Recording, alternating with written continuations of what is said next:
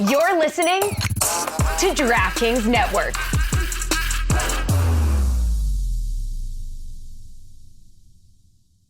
This is the Dan Le Batard Show with the Stugotz podcast.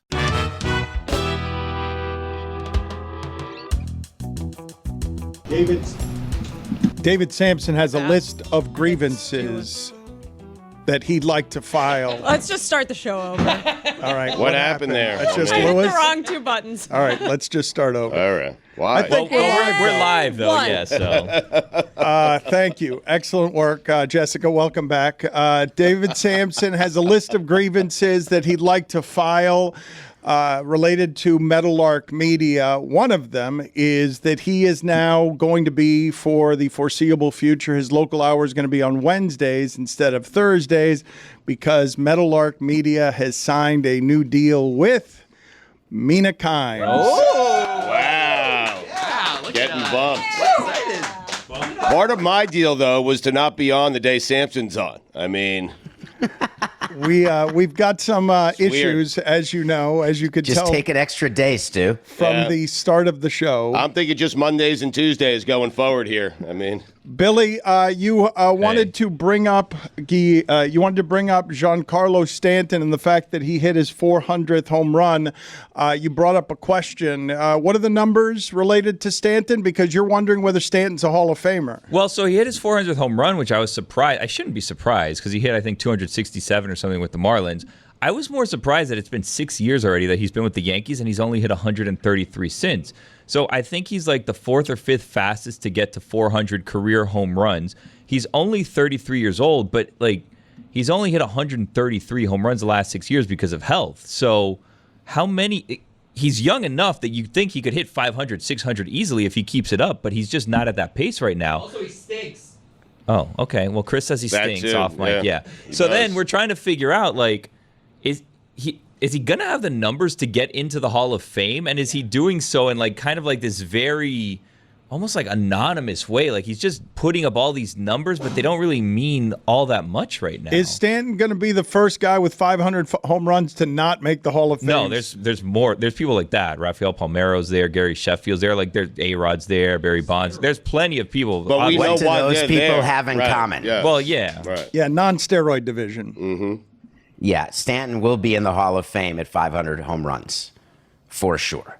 And he's going to get to 500. I mean, remember, 500 he had to live through the COVID year where he only had 60 games. He has been injured, but he did it in the fourth fewest games ever, but he got older by a year when only having 60 games to play in 2020.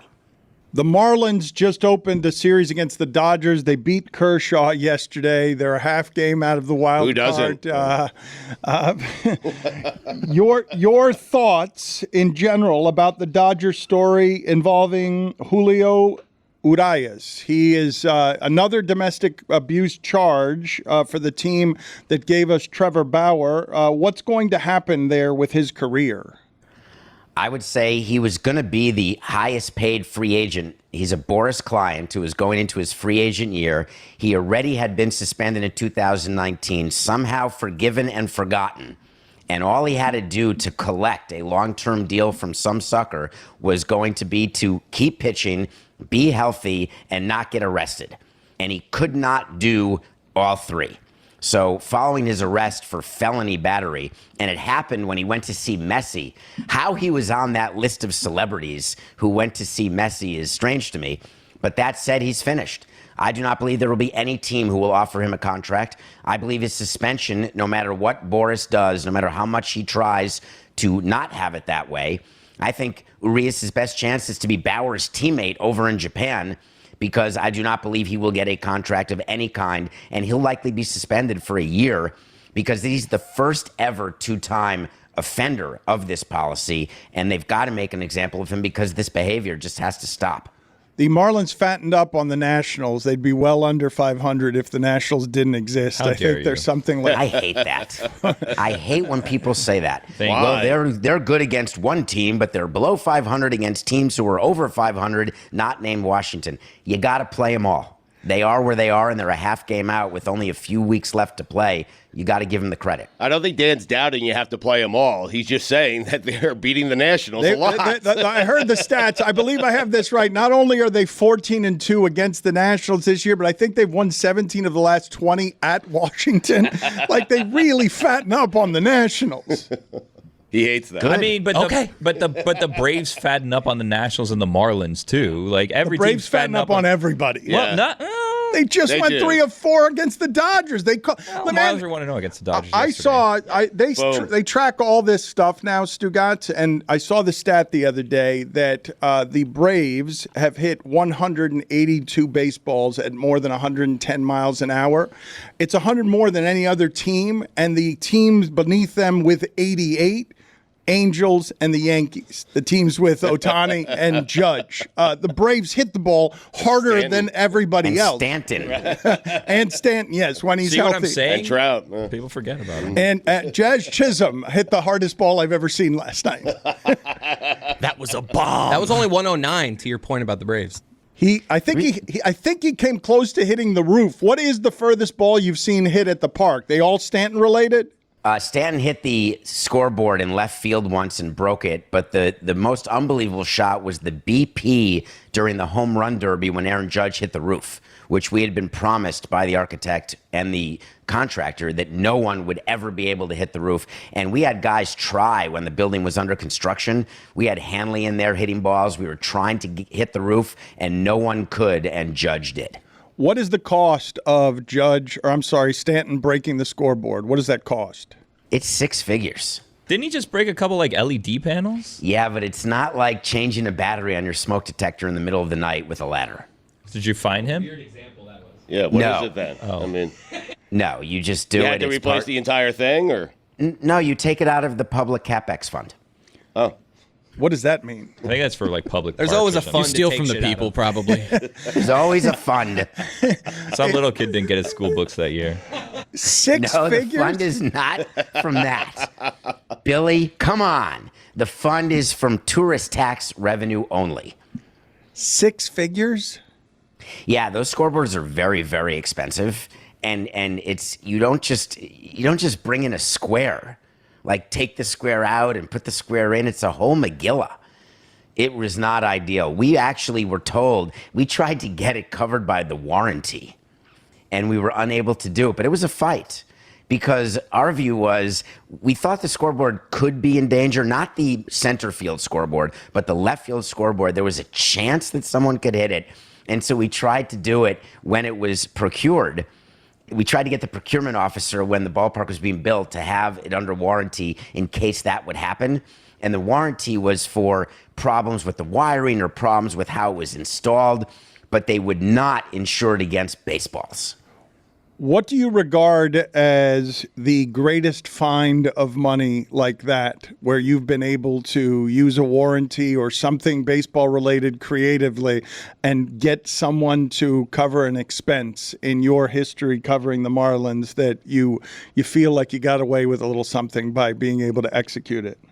We got an insurance company to pay all legal fees for the huge lawsuit that happened with the Expos Limited Partners when they sued us and Bud Selig and Bob Dupay under RICO. And there was some question as to whether or not they can be covered. And it was a multi-year fight, which we prevailed, not just against the partners, who won nothing, but also against the insurance company. The biggest successes in that regard are when you get insurance companies to pay anything, because as all of you know, they love taking your premiums every single year, but they do not like paying out anything, and you have to fight. And when we got the check, which was in the millions and millions of dollars for that, I viewed that as a huge, huge victory. We have something here that I want to play for David because he's a germaphobe, and I cannot imagine his level of disgust. The average person would be fairly disgusted with a diarrhea outbreak on an airplane. Man. Jessica was wondering why this doesn't happen more often, given the disgusting habits of travelers. Do you have as well, there is the video for those of you who wish to see the diarrhea airplane. Do you have the pilot? Do you have the sound of the pilot that people recorded? This is not what you want to hear if you are in a closed tube and the pilot has the microphone. Negative. It's just a biohazard issue. We've had a passenger who had diarrhea all the way through the airplane, so they want us to come back to Atlanta. That's the second thing you don't want to hear. There's really something much more major that you don't want to hear. Yeah. I don't think they say that. I don't think we're going down. It's all over. I don't think that's something. I don't think that's something they announce. I think when you see flight attendants running up and down the aisle, I think that's when you get worried. I always look at flight attendants when I'm flying during turbulence in order to gauge how scared I should be. If they're still serving drinks or they're still on their phones, even when the pilot says sit down, I feel like I'm good. But when they're like grabbing life rafts, I feel like we got an issue. Bad sign. Yeah. Had a passenger who had diarrhea all the way through the airplane, so. Isn't Diarrhea Plane just like the entire plot of the movie Airplane? I don't actually understand physically how that happened. I don't simple, know how David. it would overflow. What do you mean? No, it's simple. It sounds like somebody was running down the hall or running down the aisle. Somebody had Burger King before the flight. They took off. Well, I'm just... We're trying to get them as a sponsor, Yeah, Chris. Everyone's a potential sponsor. Why BK? I mean... That can we take that back? Can we edit that out? No. Yeah, it's an excellent start. That was the biggest today mistake of the segment by Chris far. Cody and Jessica. This is what happens when they're in charge. Can you please tell me, though, how you would react, David, because you are somebody who just is super, super cleanly. There's a chance that I would open the emergency exit at 30,000 feet. What was your reaction to this story? Is this something that you worry about when traveling with others? It had never occurred to me. I do have, though I don't think we have time right now, I have one of the great poop stories in all of baseball, and it involves the former president of the New York Yankees. You have 20 seconds. No, wait a minute. We've got to tease it. That's fine. That's he has promised. tease. You do not want to overpromise and underdeliver here. I will not. You are saying, you are alleging that when we come back from break, you have one of the greatest baseball poop stories ever told, and that it involves the current or the former president of the Yankees. Current. Okay, that's a hell of a tease. It's Mike, and at just 96 calories a can, Miller Lite is going to be the only beer you'll want to celebrate football season with all season long. Whether you're at the stadium or playing fantasy football or watching the game at home or at a bar, Miller Lite is here to make your football season taste like Miller time. You know what I like to do? I like to time out the kickoff with the opening of the white can. You get that sound, it's perfect. It's like a chorus from heaven. It is the only light beer with a taste worthy of our national obsession. Because what's the point of having a beer if it doesn't taste like, well, beer? You get the taste you crave without the calories. Make it Miller time all season long. Get Miller Lite delivered right to your door. Visit MillerLite.com/Dan, or you can find it pretty much anywhere that sells beer. Celebrate responsibly. Miller Brewing Company, Milwaukee, Wisconsin. 96 calories and 3.2 carbs per 12 ounces. Dan Le Batard. I mean, they used to call me Chris Karaoke. Stugotz. Karaoke. That back row is bringing it today. This is the Dan Le Batard Show with the Stugotz.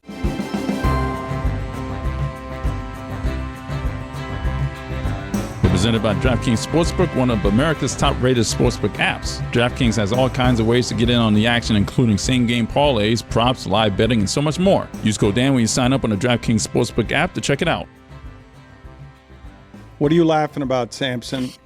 I can't believe what I'm about to tell you. I just can't. Okay, you were very excited about telling us. So name the culprit. This is a person who is still in baseball. I can't. Are we back? Yes. You teased it. You have to by law. It's a very, very true story. Fred Wilpon, the owner of the Mets, has a plane that he would offer rides to owners' meetings. And he would offer me and Jeffrey rides when we were in New York to owners' meetings. And he would also offer rides to the Yankees contingent. And Randy Levine, the president of the Yankees, would take him up on that. So it's Fred Wilpon's plane, not Jeff Wilpon, two different planes. Fred Wilpon's plane. So we're on the plane, and there's an unwritten rule when you're on someone's private plane, and it's very simple. You don't drop a deuce, period. That's a hard and fast rule, even in an emergency. And it's not like we're flying to Asia. We're flying to whether it's Milwaukee or Chicago or California. We're sitting there, and the Yankees and Mets, there's not a lot of love lost between them. It's not like Fred and Randy are bosom buddies. It's not a Tom Hanks, Peter Scolari situation. All of a sudden, we're sitting there, we're talking, we're eating food because there's food on the plane. Randy Levine stands up, he walks to the back. Normal, we assume it's to go pee-pee. He goes to the back. A minute passes. 5 minutes pass. On the 8th minute, and I remember it clear as day, we're trying to eat sandwiches. There were nice crudités, nice cheese. All of a sudden, through the vents, instead of air conditioning, comes a stench that seems like we ran over a sewer pipe. Out from the vents comes this smell of crap. All of a sudden, Randy Levine, in minute 9, opens the door, and out comes this waif, this smell. And he looks, and he says, "That wasn't me." Of course it was him. The entire plane knew that he had just taken the smelliest crap. And the result was that Fred said, "You are banished." Oh, wow. He could no longer fly on the plane. He was put in the penalty box for a period of about 8 owners' meetings. It was 2 years before he and Jeff must have had a fight over who Randy would fly with because he wasn't allowed on the plane. It was the grossest, most unbelievable violation, though it was not in the aisle. But the smell coming through the vents is a smell, back when I had it, that I will never, ever forget. I do believe the tabloids have to figure out a way to aggregate that in order to fuel the Mets-Yankees rivalry with the breaking news of Levine banned from Mets private plane for shit. I figured since they were baseball guys and he broke the unwritten rules, he'd just throw a baseball at him. At Le Batard Show, put it on the poll, please. Should a 50-plus-year-old use the phrase "go pee-pee" when not talking to a child? At Le Batard Show. Samson, you don't seem like yourself today. Are you mad? Are you mad at Pablo? Are you mad at us? Who are you mad at? Angry is not the word. I think disappointed. I'm very happy for Pablo. I'm super excited for his new show, Pablo Torre Finds Out. His first episode dropped yesterday. It's an amazing episode about long-lost Trump tapes that you appear on. I love the new show that Amin has, Oddball. Meadowlark has a great selection of shows. What I have not been able to ascertain is how you allocate your resources, both your people resources, your money resources, your time resources, because Nothing Personal, which is one of your shows that you wanted to have as part of Meadowlark Media, we get nothing. We do a show every day. It's only me and Coca, 2 of us, every day, giving you numbers. And I look at Pablo's show, and I watch it, and he had told me during the lead up to this all the support he was getting and all of the people who were working on it. And it shows in the quality, and it shows what a great show it is. But I don't know why you wouldn't want to make a good show even better and greater and putting resources into it, but I don't even know who to call because no one returns Slack messages or emails, and you, unless it's 4 a.m. and it's a, "Hey, how you doing? Are you fighting with your ex-wife?" You're not useful in terms of being helpful to me. So if literally my last resort is asking Stu, you can understand that I don't like my chances. Yeah. David, I'm trying to figure it out on God Bless Football, to be honest with you. David, let me just tell you right now, all Dan's good for me is a screenshot of him watching the Rays game. He'll send me one a day. Like, see, I'm watching it. It's always within the first 3 innings, though. He sends me a picture of Joe Rose in a Joe Rose T-shirt. I mean, go pee-pee. Big dog. I feel like we have an opportunity at Meadowlark to really increase both our audio and video footprint, but it requires the company. It requires you to understand what your best is and then to make it even better and have an allocation for that. And I'm just not sure that anyone's doing that. Go pee-pee. but you're one of our more popular shows as is. You're getting giant numbers the way that we're doing it with you. He wants support. He wants more. Yes. I want more. More. Yeah, everybody wants more. Yeah, but Pablo's getting it, is his point. He got it without having the numbers. And it did not go unnoticed that his show was in your feed yesterday. They do that whenever they launch a new That's show. just on your producer to do that. No. We were just given permission last week that we can drop shows in the Le Batard network feed, but your specific show has a separate feed, which is the most successful sports podcast feed in the world. And so it gives numbers, and they'll put a launch, but nothing personal was never put in there when it launched with you guys. I feel like we're in the weeds. We are. No, that's not weeds. That's numbers. No, we're deep in the marsh. We are not. And we don't have an airboat. We are sinking into the quicksand of in-house complaints that you don't feel like you get enough support on your show. Yeah. That's exactly. I don't know how to say it any more simply, and it hits you in the face when you see the well-produced Pablo Torre Finds Out show, which is going to be 3 days a week. You built a whole studio for him, and oh my God, the reason I'm not in that studio today is we can't do live shows out of that studio. What? Yeah, my show's live every day. Go pee-pee. Good timing, Amin. Go pee-pee. I didn't know he was going to hit the button. Well, all you got to do is look. No, because every time I look at him, he just kind of stares at me like, I didn't do it. This is going well. I'm looking for him to give me like I'm really doing it. And I look at Chris, and Chris is like, but there's a flow to it, Is there? Yeah. Go pee-pee. There has not been any flow whatsoever to Amin's last 3 appearances on this show. There hasn't been any flow to that whatsoever. No flow with the pee-pee? Go pee-pee. David, can you please tell me what you think of Stephen Ross? I believe him to be in the category of worst owner South Florida has ever had. Many people would put Jeffrey Luria above him, but there aren't many that go above Stephen Ross. As the Dolphins begin another season, your thoughts on the ownership of Stephen Ross for 20 years is what? Exactly what kind of runway does he have of popularity? He's done a great job developing Dolphin Stadium, Hard Rock Stadium, and all of the great events that are going there that line his pocket. Where's the Super Bowl? Where's the playoff victories? You can hate on Jeffrey and I all you want. No, it's me. There's a ring there. It may be 20 years ago, but there's a ring. Stephen Ross is not new. He's been around forever. And for whatever reason, the media and the people view him as, his red carpet. He's got the celebrity owners and he signs all the great players. Whatever. He hasn't won anything except for himself. So at what point does the media say and the fans say, by the way, Stephen Ross is the worst owner in sports history in Miami? And you may say it on this show, but you certainly don't say it privately, but now you said it publicly. So I'd like to aggregate that you think he's now the worst. What do you mean I don't say it privately? Stephen Ross has been terrible for a long time in this market. I don't think he has any popularity. Oh, can you chime in here, Chris, Billy, Anybody? You guys think that Stephen Ross is popular? I've never thought of him in Loria's, like in the same realm as Loria. I've never thought of him.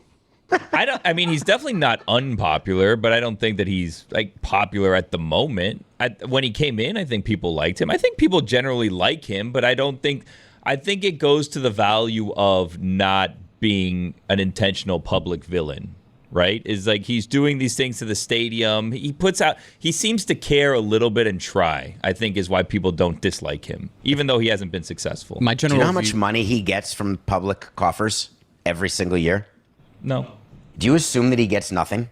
How much does he get? Of course he gets something. All these guys get something. The deal that he signed for hosting all these great events that he does, it's done because at every event that he gets, and it's all public record, he gets millions of dollars more of public money. Now, it's the same tourist money that is given. It's not instead of teachers and fire people, so I grant you that. But he always says, it's all private. This is all done by me. And that's absolute horse hockey. It's not the case. He doesn't do a victory lap like you did, though. That's the whole thing. That's kind of the difference. Yeah, he doesn't do like nanny, nanny, boo-boo every time he gets something. Nanny, nanny, boo-boo? Yeah, like with his hand over his thumb like this. Nanny, nanny, boo. That's how you do it. Yeah. Go pee-pee. He's been an abject failure.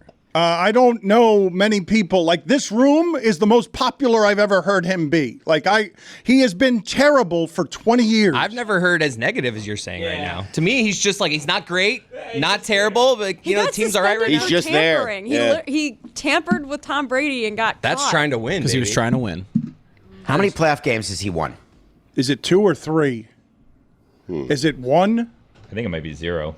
I thought it was 0. It might be 0. Correct me if I'm wrong. It might be 0. I really don't. I've never heard a positive appraisal of his ownership. I don't know how you arrive at 20 years with that little winning. My feeling generally has always been indifference towards Stephen Ross because the Dolphins have been generally a team that's worth being indifferent about my entire life. The Marlins we at least saw win, and so when things went so terribly with the rest of the regime's run, it was infuriating because we saw what it could be. My entire life, the Dolphins have been mediocre, so I haven't cared about Stephen Ross. That's so age-specific. The Dolphins were the winningest franchise in all of sports. They had Marino and Shula. I was born in 1995. Yeah, that's what's happening. 0 playoff wins confirmed. And how many playoff games have they made? Is it 3 playoff games that they've had total? That Bills game was fun last year, though. The stadium's real nice. The thing with Stephen Ross on his Dolphins reign is there's always someone else to blame, whether it's the quarterback or the coach. There's always someone that's not him to take the fall for why they haven't succeeded, which is why he kind of skates on this stuff. Also, he's just had better PR than we ever had. And the other thing that Jeremy mentioned is important. We provided a frame of reference that he's never provided, and that cost us in our Q rating. This episode of the Dan Le Batard Show with Stugotz is brought to you by KFC's $20 fill-up box. The first round pick makes or breaks your draft. So, this fantasy football season, draft 5 MVPs in the first round with the $20 fill-up box. It's got 12 original recipe nuggets, 4 pieces of world-famous fried chicken, 4 flaky biscuits, a row of signature sauces, and secret recipe fries. Draft the first rounder that has fantasy football experts saying, mmm. Purchase your $20 fill-up box in the KFC app today. That's finger-licking good. Dan Le Batard. Kensley Jansen. I got to be careful here. What did I just do there? Let me start again. Stugotz. He's their closer. Comes in, 9th inning, closes the game out. His name is Kenley Jansen. He has blamed his recent... This is the Dan Le Batard Show with the Stugotz.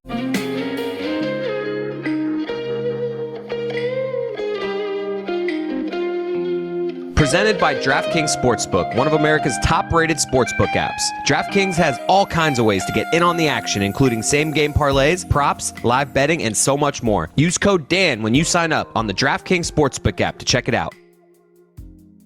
I don't know if the cover-up is worse than the crime, but video, can you please put a photo up on the screen of Yankee President Randy Levine? Because Stugotz during the break was saying you can't emerge, and this is Stugotz talking. Yes. You can't emerge from a plane that smells like crap when you're the only one in the crapper and do the Shaggy routine of wasn't me.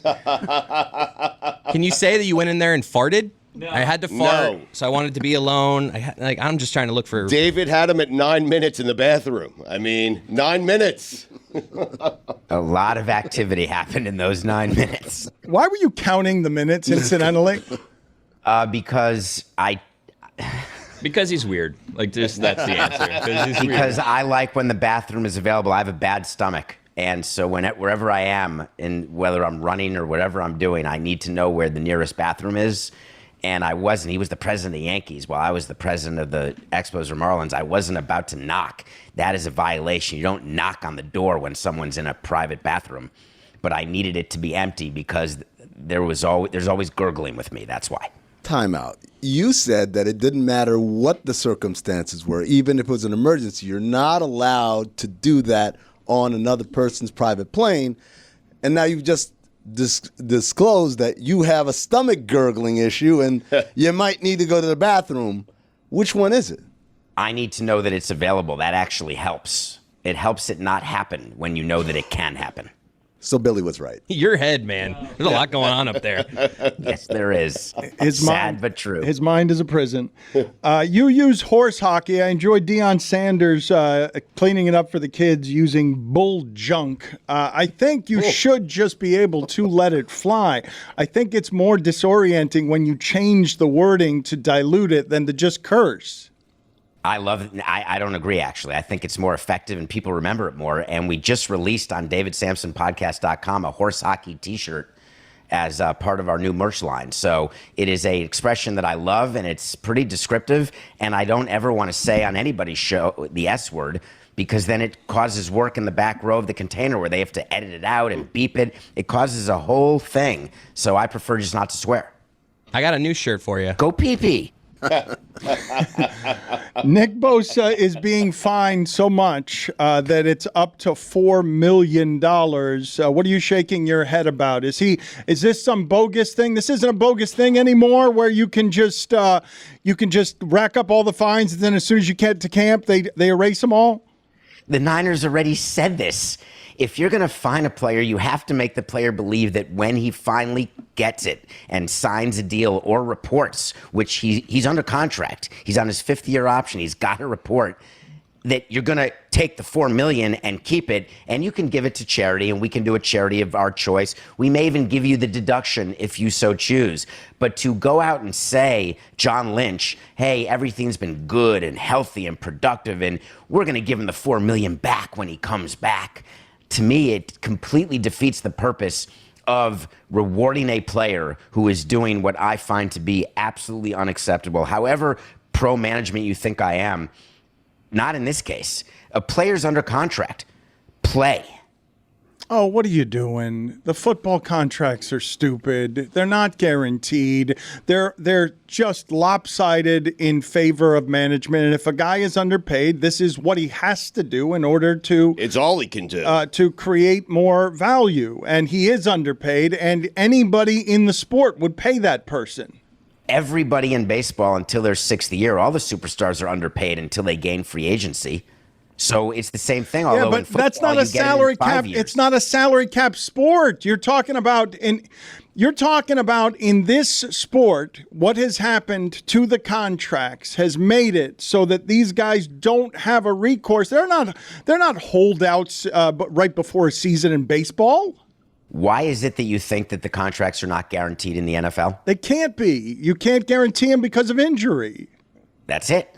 So I'm not sure I understand what your point of view is. You can't go to CBA, go to the bargaining table, and go after guaranteed contracts if you're the NFL David, Players Association. The players have contracts, and they get waived all the time. They get waived all the time with the contract to avoid backloading the payment, to avoid the payment. So does half your audience. Everybody who is an at-will employee. No, but baseball's guaranteed money. Baseball, the money is guaranteed. When you sign the contract, you get that money. That is a major issue, because often you're paying players who are not performing or who are injured. But the number of players who get guaranteed contracts, you may think it's a lot, but getting free agency in baseball is very difficult. And arbitration, you can release a player within a period of time, call it 45 days, and their contract does not become guaranteed until after that period of time.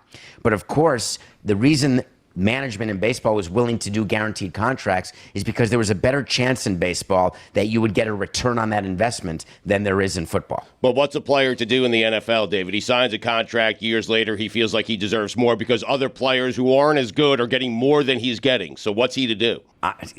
Andre Dawson made less money in his career than half the scrubs. So it's not based on what your career earnings are or what your annual pay is. If you're asking what sport your kid should play, it shouldn't be football, because being a professional football player, your career length, if you even make it, is minimal. Maybe 3 years is the average career at best, and your likelihood of being hurt, if not hurt permanently, is greater. But if that's a skill that someone has, they do it. But part of the rules of engagement are you are signing a rookie deal. It's slotted, just like draft picks in Major League Baseball, just like young players in Major League Baseball. You are slotted. If you can make it to free agency, you can negotiate and get whatever you want. But David, that's the whole reason why they hold out, right? Because the uncertainty of their career. Because they don't, I'm healthy right now. I don't know if I'm going to be healthy by the time I get to free agency. So I have to take this opportunity now to renegotiate my deal, because by the time I'm eligible to do that, it might be too late. But the union agreed to the rookie contracts. They agreed to the 5th-year option for first-rounders. This was not unilaterally implemented by management. But this was negotiated and bargained. But collective bargaining is so complex, because you are bargaining in essence for however many thousand players there are in the NFLPA. And as a result, because there's a lot of issues, it's not just that issue. There are a lot of issues on the table, and the vast majority of those players need their paychecks. So they will agree to a bad deal in order to get the paychecks going again. It is the inherent advantage of 32 owners versus thousands of players, in that it's easier to get 32 people on the same page than it is to get thousands of players, some of whom are making hundreds of millions and some of them are making hundreds of thousands. The majority of which are making hundreds of thousands. Yeah. But if you're going to talk about that, why wouldn't you talk about the pilots union or the flight attendants union or the auto workers? It's every situation where there is a union and you've got disparate pay scales and you've got people fighting for certain things and they make choices. NFL players would tell you that when they're at the table, they're really focused on pension. They're focused on post-career benefits. Baseball players, when they're at the table, could give a flying rat's ass. And owners love that fact because long-term liabilities on your balance sheet suck. So to the extent that we can get any give on any sort of post-career, any sort of pension or ERISA issue, we're willing to give a ton of stuff in order not to have that, because baseball players have a different goal than football players. So you have to know what you want. And football players made the decision. We will do a rookie scale. We'll do a 4-year or a 5-year, but we want to be taken care of if we can't do the alphabet when we're 35. I get that. It all goes back to what I just said, is because of the inherent danger of their job. Pilots and teachers, they're not in danger of having CTE. Well, except the guy flying the diarrhea plane. He's got some dangers. And there's That's the other. hazard pay. Or the private jet that Randy Levine is on. Right. Weird profession to choose, pilots. Oh, pilots love being pilots. Why is that a weird profession? Amin said that. I didn't say that. He said it. All right, we're in the weeds here. What's the movie you're reviewing, David? Excellent work, Chris Cody. It's NFL Week 1 coming up, so I wanted to give you my top 5 NFL movies. Oh, wow.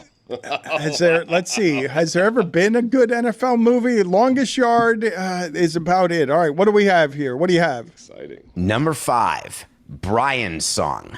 Oh, let's go on. Chris Cody, we need the fanfare. Any? Yes. If you don't cry at the story with James Caan, Brian Piccolo, Gail Sayers. It's a good one. Yeah. Every time. Yeah. Number 4, Any Given Sunday. That is a great football movie directed by Oliver Stone. I assume that is the only movie on my list that would appear on Adnan's list, but it is the 4th best football movie that I have seen. There was an eyeball on the field. So? There was an eye. Come on. Great movie. Number 3. Lucas. The Ray Lucas story, huh? Jessica, what are you laughing at? Are you laughing right next to Chris Cody? He's not feeling very good about himself right now. Are you laughing with braying laughter right in his ear in a way that's haunting him? Yes. I believe that Lucas has aged well enough that I believe all of the young people would love Lucas. Corey Haim, Kerry Green, Charlie Sheen, I believe, is even in that movie. It is a movie about a kid who doesn't have a lot going for him. Number 2, The Blind Side. Oh, my God. I am not willing to say that because of what we've learned about Michael O'Hare or what we know about his mother, adopted, not adopted, conservatorship, whatever, it's a great movie, great story, and I refuse to feel badly for not feeling worse about the real-life situation. It is not a great movie. I don't believe you've named any great movies except for maybe Brian's Song. Also, shout out to Mike O'Hare. Yes. My favorite airport. A little better than Mike Midway. Franco Harris. Number 1. Excuse me. Yeah, that's all right. Number 1, Jerry Maguire. Very good. Again, notwithstanding the off-field behavior of Cuba Gooding Jr., I would say that Jerry Maguire is an all-timer for me, certainly on my top 100 list, and I consider him to be the best football character with maybe Nick Nolte in second place of North Dallas 40. But the overall movie, Cameron Crowe, you cannot go wrong. Jerry Maguire's number 1. Nothing Personal is the name of the podcast. Thank you, David. See ya. Go pee-pee.